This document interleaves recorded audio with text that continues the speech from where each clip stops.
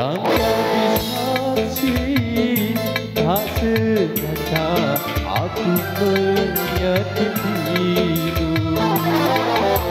Sering ku kirimkan surat padamu, tapi tak satu pun terbalas.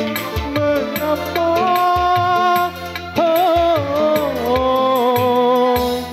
Mengapa?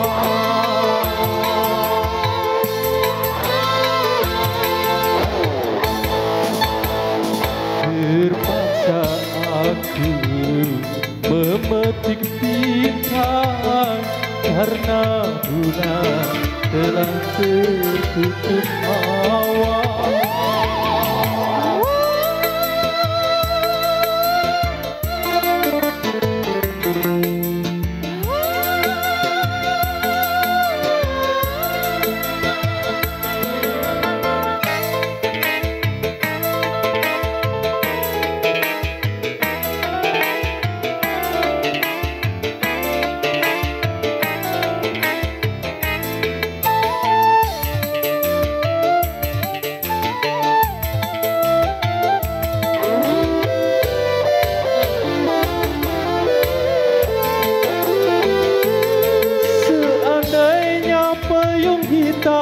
Dapat berubah putih bila sudah jodoh, kita pasti kembali lagi.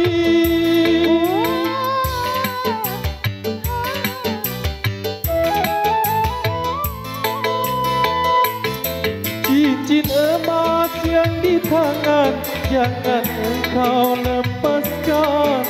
Bukti cinta yang dihasut orang.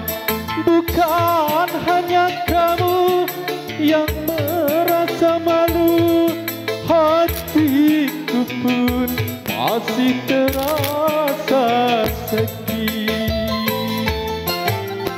Terpaksa aku memetik bintang, karena bulan telah tertutup awan.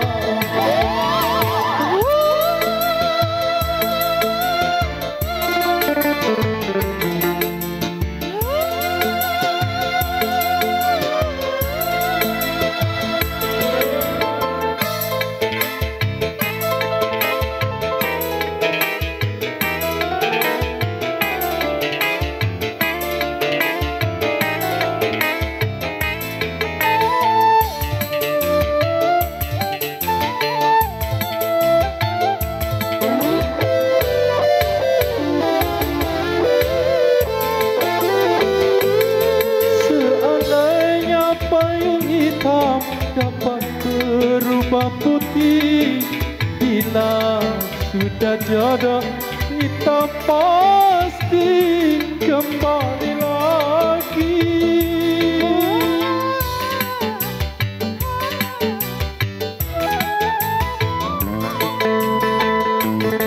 Cincin emas yang di tangan jangan engkau lepaskan. Bukti cinta yang dihasut orang. Bukan hanya kamu yang merasa malu, hatiku pun masih terasa sakit. Payung hitam itu yang jadi saksi. Tak sengaja aku menyakitimu.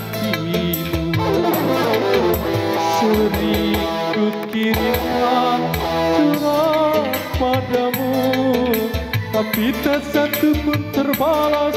Mengapa?